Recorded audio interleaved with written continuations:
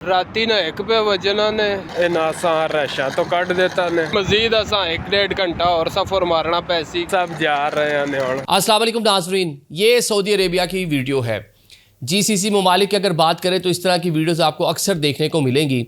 ये वो हमारे पाकिस्तानी हैं जो एक अच्छे मुस्तकबिल की उम्मीद लगाए, लाखों रुपए ट्रैवल एजेंट को या जो कह लें कि बाहर भेजने वाली एजेंसीज़ हैं उनको देकर बैरून मुल्क जाते हैं। जैसे ही एयरपोर्ट पर ये लैंड करते हैं इनके लिए मुश्किलात और मुसीबत जो है उसका आगाज़ हो जाता है। वो सारे सपने, वो सारी की सारी ख्वाहिशात जो पूरी करने के लिए वहाँ पर जाते हैं लेकिन शायद वो उस तरह से कर नहीं पाते। कई साल तक पाकिस्तान नहीं आ सकते, डिफरेंट नौइयत की पाबंदियाँ इन पर लग जाती हैं।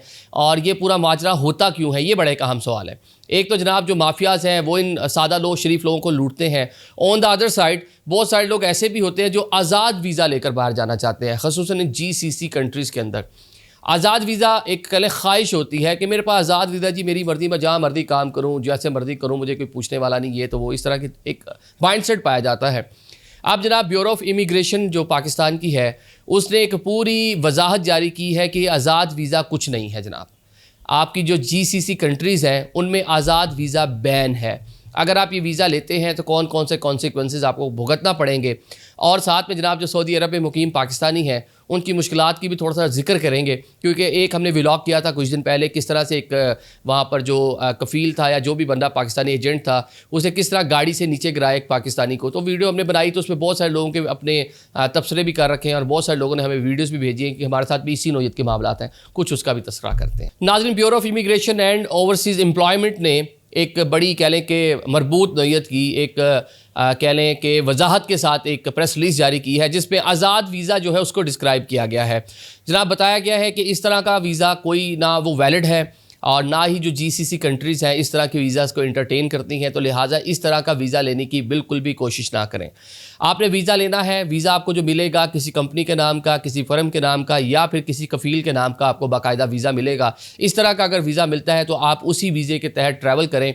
और साथ में बहुत से इन GCC ममालिक में कुछ ममालिक आपको ये भी अलाउ करते हैं कि आप एक फ़र्म से, कंपनी से कफ़ील अपना जो चेंज करना चाहें तो ये आप वहाँ के कानूनी जो तकाज़े हैं वो पूरे कर सकते हैं। लेकिन अगर आप आज़ाद वीज़ा जिसकी बड़ी मालियत, जिसके हैवी पैसे देकर आप यहाँ पर आते हैं, फिर यहाँ आकर भी आपको मुश्किलात का सामना करना पड़ता है, तो उससे बचा सिर्फ ये इसी तरीके से जा सकता है कि इस तरह के वीज़े पे आप बिल्कुल भी ट्रैवल नहीं करें, क्योंकि इस तरह की कोई चीज़ एग्जिस्ट करती ही नहीं है कानून के मुताबिक। जुगाड़ या कोई ना कोई एजेंट आपको किसी ना किसी तरीके से इस तरह की चीज़ों में मतलब समझा करके ये आप यूँ आज़ाद ले लें तो बड़े आप इजी हो जाएंगे और आपके लिए आसानियाँ हो जाएंगी, कहीं भी जाके नौकरी कर लें। इस तरह की बातें बहुत सारे लोग आपको करेंगे, ट्रैप करने की कोशिश करेंगे और वो अपना चूरन बेच कर निकल जाएंगे। आपसे जो पैसे लेने हैं वो पैसे से लेकर निकल जाएंगे। बाद में जनाब आपको डिफरेंट कंपनीज़ के झांसे में कि उस कंपनी से आपको नया वो करवा दूंगा, एग्रीमेंट में आपको फलाना करवा दूंगा। तो इस तरह की मुश्किल से बचने के लिए जनाब एक आसान हल आपको दिया गया है कि एक बाकायदा तौर पर जो कोई कंपनी बनी हुई है, कोई फर्म है या किसी कफ़ील का जो वीज़ा मिलता है, आप उसी के ज़रिए इन GCC ममालिक के अंदर जाकर ट्रैवल करें। ख़ुसूसन सऊदी अरेबिया की हम बात कर रहे हैं। अब जनाब जो लोग हैं, जब हम ये बात कर रहे हैं और ब्यूरो ऑफ इमिग्रेशन की हमने ये पूरी कह लें वजाहत पढ़ ली, तो कुछ सवाल हमारे भी माइंड में पैदा होते हैं। कुछ दिन पहले हमने एक व्लॉग किया था जिसका मैंने तस्करा किया, उसके बाद लोगों ने हमसे रब्ता किया, बताया हम तो प्रॉपर एक कंपनी का वीज़ा पाकिस्तान से लेकर गए थे, एक वेयर हाउस में हमने काम करना था, 1500 रियाल हमारी सैलरी होनी थी, 50 रियाल हमें डेली जो टिप मिलना थी। तो ये सारी की सारी चीज़ें एग्रीमेंट कर हम यहाँ पर पहुँचे थे।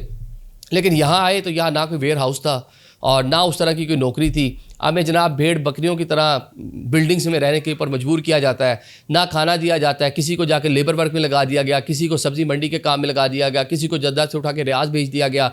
वहाँ पे भारी भारी मशीनरी, भारी भारी चीज़ें को नौजवान ने हमसे वीडियो ये भी शेयर की। मैं ये चाहता हूँ ज़रा सुन लें थोड़ा सा इसका भी ज़रा क्लिप, फिर मैं आगे बढ़ता हूँ। खान भाई, आपने हमें वेयर हाउस वर्कर का वीज़ा दिया था। ये लोहा देख रहे हैं जहाँ पे हमारी ड्यूटियाँ लगी हुई हैं, ये सारी प्लेटें हम उठाते हैं। एक एक मन की प्लेट है।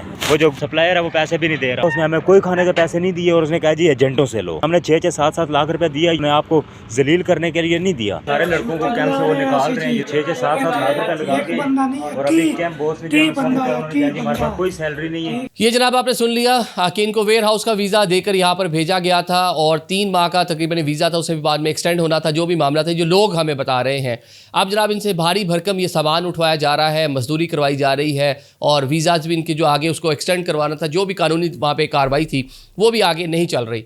तो सवाल ये पैदा होता है जिस तरह ब्यूरो ऑफ इमिग्रेशन फरमा रही है कि आज़ाद वीज़ा नहीं लेना, आपने ऐसा वीज़ा लेना है जिसमें प्रॉपर एग्रीमेंट आपका हो, जिसमें जनाब एक फर्म कंपनी के ज़रिए आप जा रहे हो। तो जो कंपनीज़ के ज़रिए वहाँ पर जा रहे हैं उनके हालात क्या हैं, ये आपके सामने है। ये एक वीडियो नहीं है, हमारे पास डजन्स ऑफ वीडियोस हमारी इस टाइम जनाब जी इनबॉक्स के अंदर मौजूद है, पड़ी हुई हैं, जो लोगों ने खुद हमें वहाँ से बना कर शेयर की हैं। और अमूमन इन ममालिक में जो लोग जाते हैं वहाँ के सख्त कवानीन भी हैं, और इन ममालिक में जो लोग जाते हैं डरते भी हैं कि यार ये हमारे जो कफ़ील है या जो कंपनी जिसने हमें यहाँ पर बुलाया वो हमारे खिलाफ किसी किस्म की कार्रवाई ना करे, हमें डराना धमकाना, ब्लैकमेलिंग, तरह तरह की चीज़ें होती है ना, तो जनाब खौफ ज़्यादा होता है। ये लोग बेचारे उस तरह से एजुकेटेड भी नहीं होते, पढ़े लिखे भी नहीं होते, तो जनाब वो डरते हैं। लेकिन जनाब मैं देखूँ कितने ब्लंट होकर लोग अपने हकूक़ के लिए आवाज़ उठा रहे हैं, कितने ब्लंट होकर वो बात कर रहे हैं कि नहीं यार हम पैसे दे के 6-7 लाख रुपए दे के हम यहाँ पर आए थे, मुफ्ते में नहीं आए हुए और हमारे साथ ज्यादती हो रही है। तो अब ये जो ब्यूरो ऑफ इमिग्रेशन है उनसे मेरा ये सवाल है कि जो लोग प्रॉपर किसी कह लें कि कंपनी या फर्म या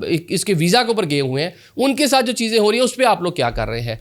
ये बहुत सारे लोगों ने शिकायत की हुई हैं। नीचे हम ये ब्यूरो जो है ब्यूरो ऑफ इमिग्रेशन, इसका हम लिंक भी देते हैं आप लोगों को, जो लोग हमें सऊदी अरेबिया में GCC कंट्रीज़ में बैठ के देख रहे हैं। ये अपने जो आपके एग्रीमेंट्स हैं ना, ये इनको भी ज़रा मेल करें, इनके भी जाके पोर्टल के ऊपर ज़रा अपलोड करें, इनको बताएं कि जनाब एक तो आपने बताया था ये वाला वीज़ा लेने ज़्यादा बेहतर होता है। साथ ही ये नहीं हम कह रहे कि आप आज़ाद वीज़ा लेके जाएँ तो कोई बड़ा अच्छा है, वो तो ब्यूरो ऑफ इमिग्रेशन खुद उसको डिनाई कर रहा है कि आपको नहीं लेना चाहिए। लेकिन जो प्रॉपर तरीके से जा रहे हैं उनके बारे में कोई सुनवाई होनी चाहिए, कोई तरीकाकार कोई पाकिस्तान में ख़ुसूसन देखना चाहिए। 30 लाख के करीब पाकिस्तानी सिर्फ हम बात करें तो सऊदी अरेबिया में मौजूद हैं। और मैं हर व्लॉग में बात लाजमी करता हूँ कि सऊदी अरेबिया बिल्कुल हमें उस मुल्क का, उसके जो कवानीन हैं और वहाँ पे मतलब पाकिस्तानियों को जिस तरह वेलकम किया जाता है, हमें उस पर कोई मसला नहीं है। बड़े अच्छे से वो लोग हमें वहाँ पे वेलकम भी कर रहे हैं। 30 लाख बड़ा फिगर है, 3 million Pakistani, 2.2 million just in मतलब UAE में मतलब पाकिस्तानी काम कर रहे हैं। 50 लाख तो इन 2 ममालिक के अंदर हो गए, तो जिनकी अपनी आबादियाँ ना होने के बराबर है। तो पाकिस्तानी वहाँ जाते हैं, उनको ज़रिया माश मिलता है, अच्छी ज़िंदगी, बहुत सारी चीज़ें वहाँ पे अच्छी भी होती है। लेकिन कुछ केसेस ऐसे भी हैं जो मतलब जो आप लोगों को मुश्किलात भी होती हैं। अच्छा बुरा दोनों एक साथ है, अच्छा ज़्यादा है, बुरा कम है, लेकिन जो बुरा है वो भी नहीं होना चाहिए। और वो बुरे में उन कंट्रीज़ को हम कसूरवार नहीं करार दे रहे। हम हमारे पाकिस्तानी जो लोग हैं, जो माफियाज बने हुए हैं, जो लोगों के साथ खेलते हैं, उनके साथ बस प्ले करते हैं, मतलब मैं कहूँ कि उनके साथ ज्यादती करते हैं अपने चंद पैसों के लिए, हराम की कमाई के लिए, तो हम फोकस हमारा वो लोग हैं। तो ये जनाब एक तो आपको नीचे हम इसके सारी तफसीलात दे रहे हैं ब्यूरो ऑफ इमिग्रेशन की, आप वहाँ पर जाकर जनाब जो आपके मसाइल हैं वहाँ जाके सेंड करें, जो हमें इनबॉक्स करते हैं आप वहाँ पर भी सेंड करें। Thank you so much.